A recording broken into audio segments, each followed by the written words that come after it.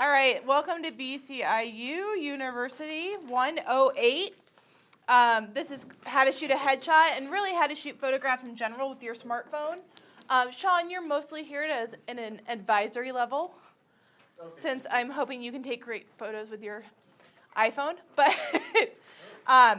so we're going to go ahead and kind of plow through. So the pictures that we're using in this presentation are of me, my friends, and my family because I used my own iPhone photos because I want to prove that you too can use a smartphone to take good pictures. So what we have, my biggest philosophy as a photographer in general is if your pictures aren't good enough, you're not close enough, which is a Robert Capa quote. Unfortunately, he did die. He probably wasn't close enough. He was pretty close, but war zone. But you know, that's a good kind of rule of thumb, just to kind of remember to move your feet, which is your first tip. Move your feet. So this is a picture of two of my friends in my hometown of South Dakota where we love buffalo. That said, when I moved my feet and I got a little bit closer, I got a much cleaner shot of my friend with the buffalo. So what you did is you take out that background stuff by just moving closer. So it's really important to kind of move your feet and see how the frame looks from different perspectives. Tip number 2 is to, pay attention. And this tip is that, you know, often there are things in the background of photos that you're not always paying attention to. So this is a picture of me and some of my friends, and poor Marcia here has a pole coming out of her head, which really detracts from the loveliness of the photo, the front shot.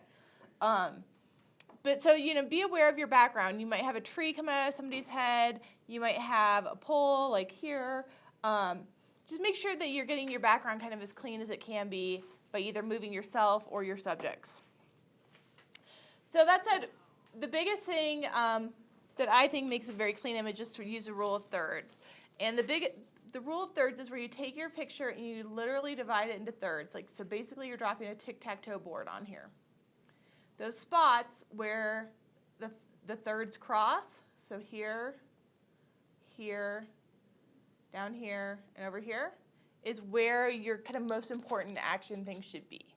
So those 4 spots are super killer. And so on here, you've got the cute little lamb's eyes in those 2 main third areas. So that's where kind of your interest is. Now here, this is my lovely husband. And again, the same thing. Imagine that tic-tac-toe board. So this is a very literal, like you have one thing at each of these rule of thirds.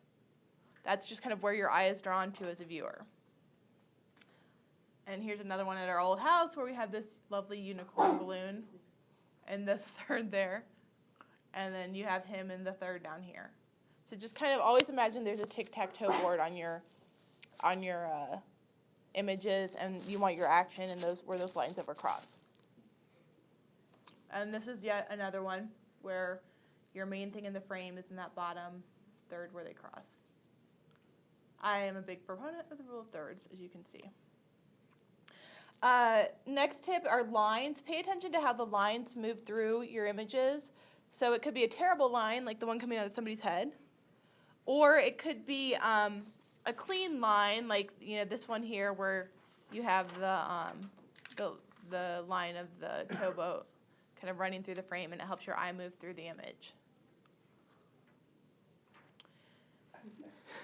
So this is downstairs. This is a cat that's on a table, and this is my up high down low look, which is, when you're taking a picture of something, like this guy is on a table here, you can take a picture down and then you kind of get the top of its head, or you can move down to its level. This is a really important thing to remember if you're taking pictures of kids in particular, is that 9 times out of 10, your picture is going to be better if you get down on their level instead of shooting like an adult looking down at the tops of their heads. So move yourself so that you get a little bit more of a perspective on different things. My cat in a box. I got down to the box. And then this is another one where you just kind of see a different perspective. This is me and my friend. We're out for beers. Got down low. Get the beer in the foreground and her in the background. Unfortunately, she's black in a very dark place, and so she didn't turn out too well with my iPhone. Too slow. Always anticipate what's going to happen, particularly when you're using a smartphone, because it's not as fast as if you're using an SLR. And so you really need to plan ahead for something that's involving some sort of action. And so this is a great example. You know, they're doing the cyclocross, they're going around in circles. Find a good perspective where it has what you wanted. I wanted the mountains in the background and the riders. And then be ready as they come into your frame, because your shutter's not going to be as fast. So you need to just really anticipate the action that's about to happen. I hardly call those mountains. Picky, picky, picky, picky. The other thing is always make sure you have your camera with you. Always be ready. And that used to be a much more bigger thing. Now we all have our phones with us 90% of the time, with the exception of...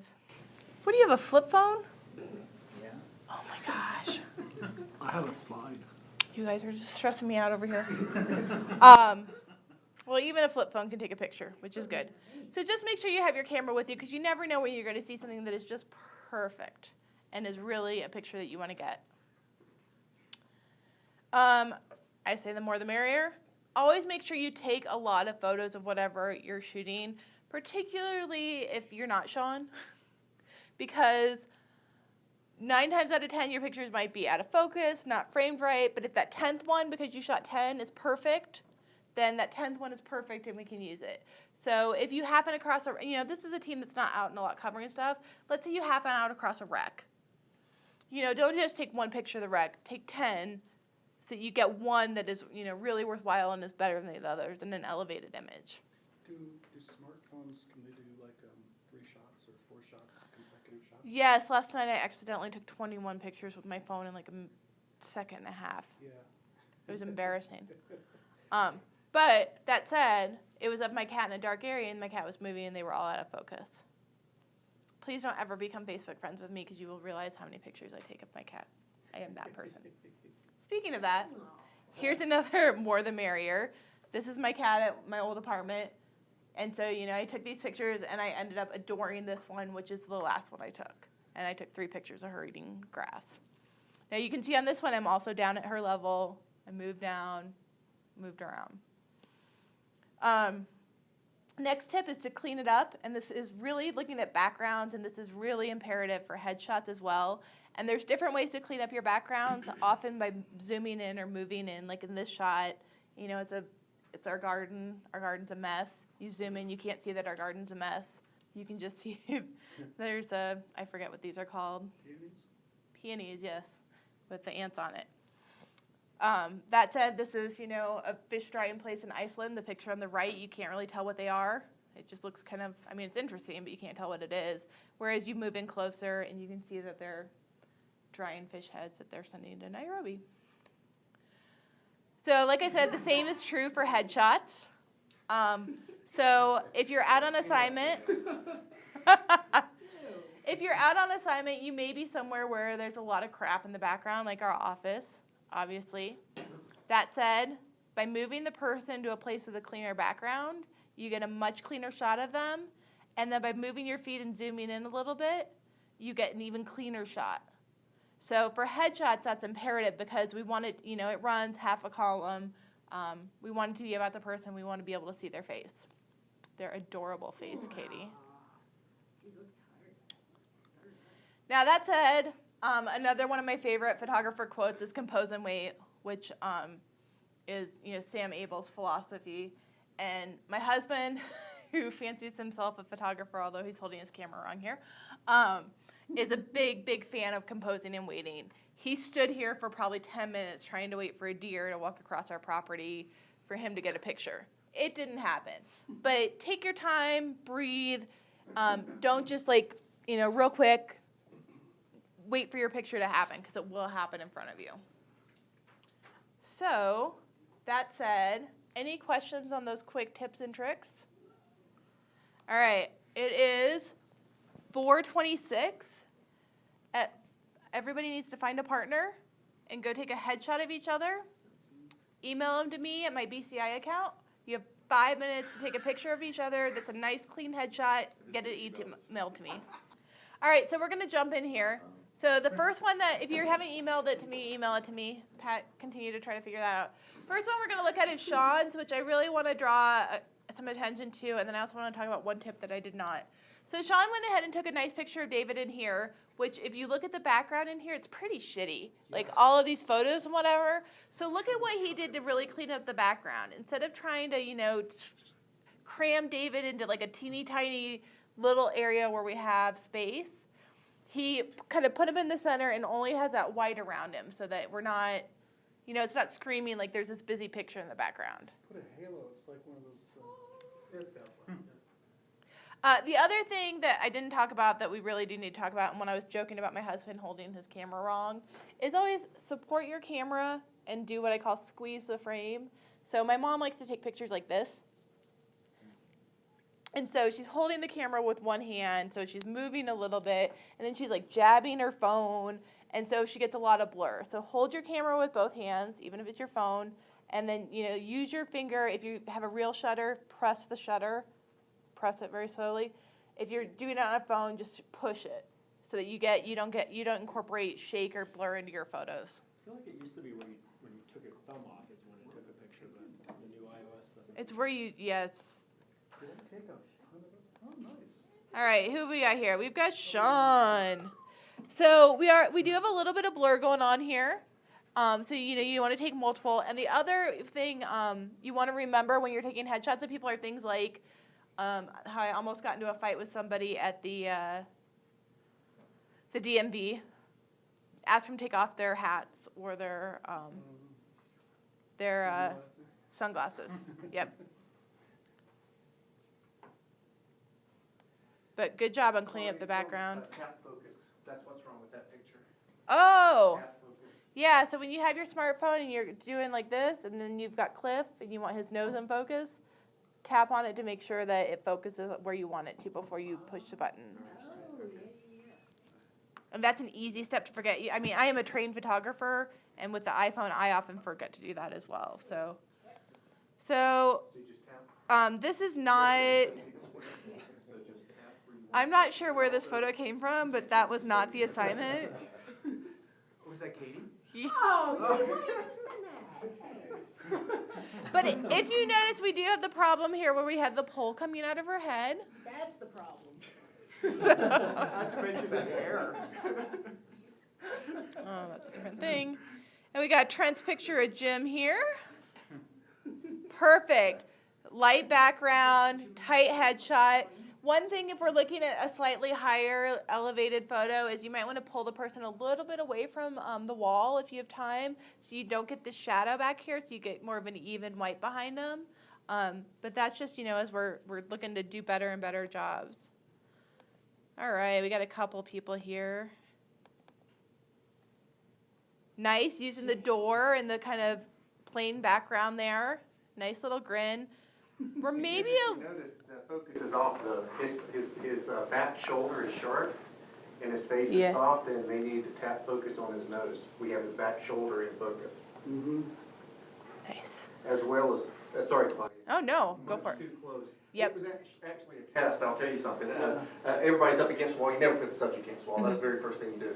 You always put a window behind you. And everybody in this room, Claudia, because it was a test I was watching, missed the best background there is. You do it all day long. It's that whiteboard. Mm-hmm. Bring that person about 3 feet off and you can't miss. I guess we could have moved. Yeah.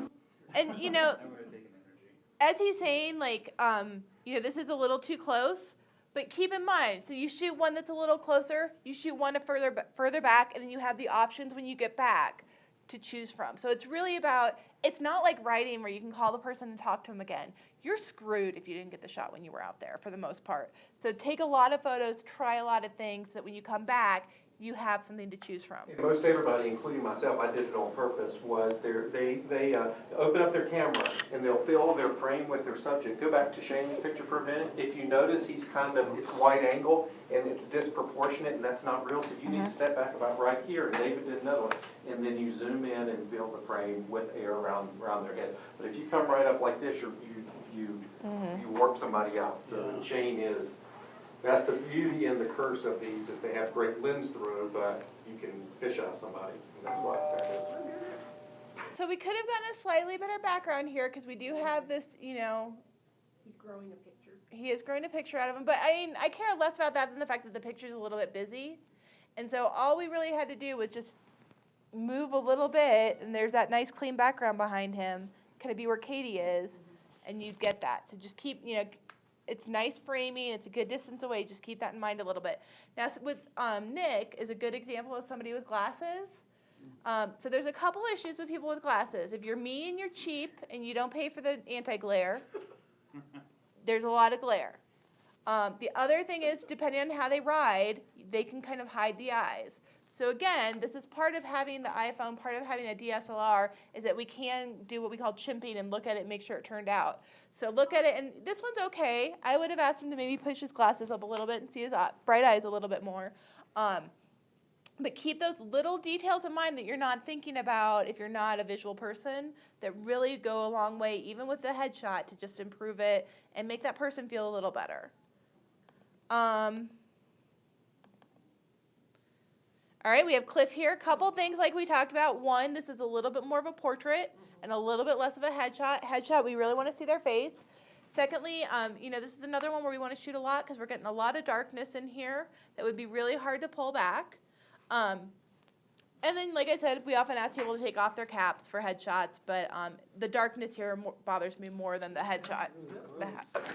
Yeah, that's sweat. This is my painting hat. Oh, also, if you had tapped focus, it would also caught exposure at his eyes, and his eyes wouldn't be dark. Ah, okay. You see how it's dark? Exactly. It did an overall exposure, but if you tap focus, it also catches exposure. Okay, Focus, cool. in that dark. interesting. Do that? Uh-huh.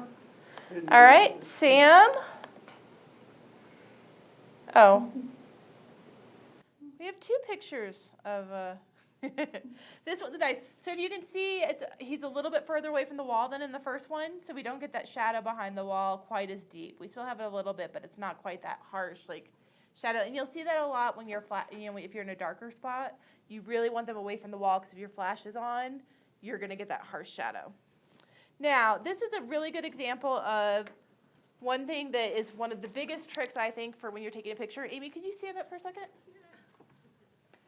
And this is good to remember when you're getting your driver's license taken too, is so if I'm taking a picture, Amy,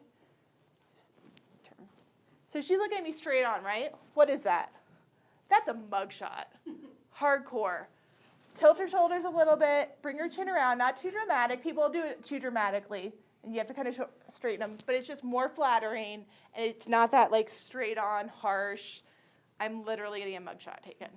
So Tilt there or twist? just tilt your shoulders a little bit, and this, yep, you got it. It's just, it'll feel more natural to them than, hey, I'm taking my picture. Like stand at a 45-degree angle, kind of, and then flip. And then just one other thing to remember, and Durango is probably the whitest place in the world, but the word mugshot is offensive, and it's particularly offensive to minority populations. So We're in public, all the time. yes. So please call it a headshot in public. The man. So your tips and tricks, hang on to them. Cortez, I'm going to email them to you. They were on the slides, but I'll email them to you to have a copy. If you follow these, you're going to have a much better experience taking pictures when you come back and are looking at them than if you just take one headshot of the public information officer and you come back and it's blurry and their eyes are crossed. So most of the folks in this room, with the exception of Brandon and of course Sean and Amy, are not going to be out taking really news photos on a regular basis, but follow these tips. And then if you start taking photos I guess you will. You start taking photos more often and you get really into it, grab Sean, grab Jerry, grab me, and we can elevate from kind of simple shots to more complex ones if you start falling in love with it. Nice. We're a little close to Thomas, but I feel like this is like the cover of Thomas's musical album. Thomas Goes Emo. Kind of looks like cover. It's also like Brandon's magazine cover here. We do have a little bit of darkness on this side, and this one's not bad, and we can easily, it's fine, but just keep in mind what Sean said about if you have an area that's a little bit darker, to tap on that to focus there, and it'll expose for that area. But we have this nice, clean background. It's a pretty good calendar. So next week, we're going to delve into headline writing a little bit more with long-tail keywords. And I know this session was a little bit more fun than normal, but headshots are important, and photos when you're out and about are really important. So take it to heart. And plus, it is my profession by training, and I'm very close to that craft. I love the craft of photography. It's amazing. So have fun, take some pictures of your cat tonight, and see the difference. Thanks, guys.